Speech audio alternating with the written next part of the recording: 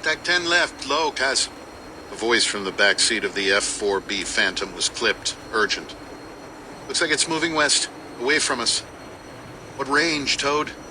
Kaz Zemeckis, the pilot, craned his neck, looking down through the thick windscreen, trying to see past the Phantom's bulbous black nose. He was the lead on this combat air patrol, flying off the aircraft carrier USS Independence, stationed 100 miles off the coast of Vietnam in the Gulf of Tonkin, providing top cover against enemy fighters. Pedro Tostado, long since nicknamed Toad, was head down behind him, working the radar. It's intermittent. Too much ground clutter. Toad was Kaz's Rio, his radar intercept officer. Kaz glanced left. His wingman was just beyond his Phantom's wingtip, another pale gray F-4B with a Jolly Roger's skull and crossbones painted on the tail, holding loose formation. Its pilot was looking back at him, waiting for direction. Toad's voice rose in pitch. Bogey's turned hard back into us, Kaz. Solid lock now, 18 miles. Copy.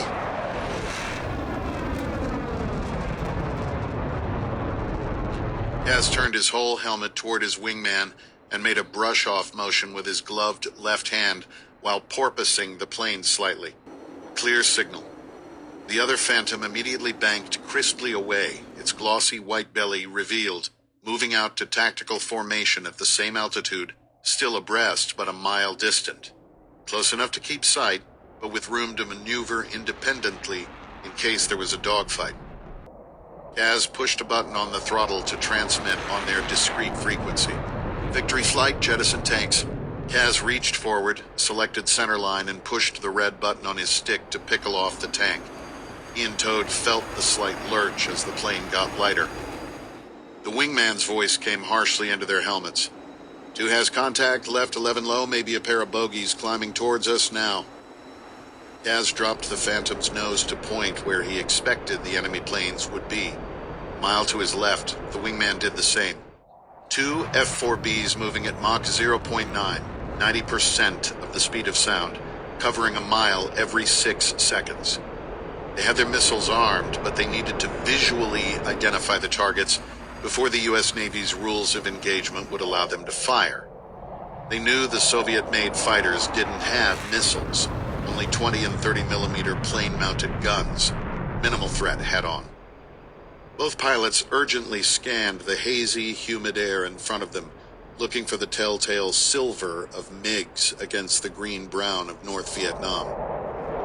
Toad spoke. Locked bogey descending now, Kaz. Looks like they're dropping back down into the weeds again. Why would they do that? Suddenly, Kaz knew.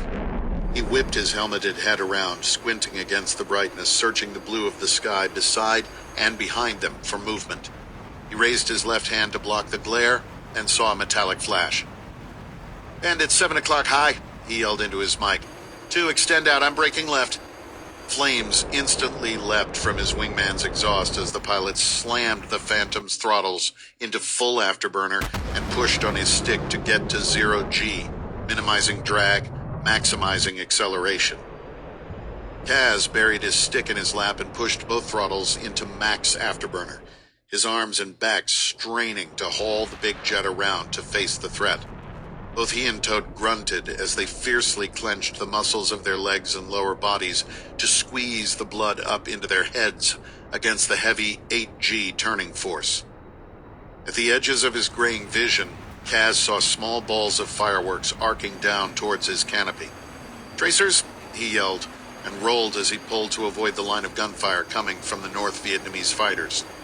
The Phantom climbed as the enemy planes descended, whipping past each other in the blue.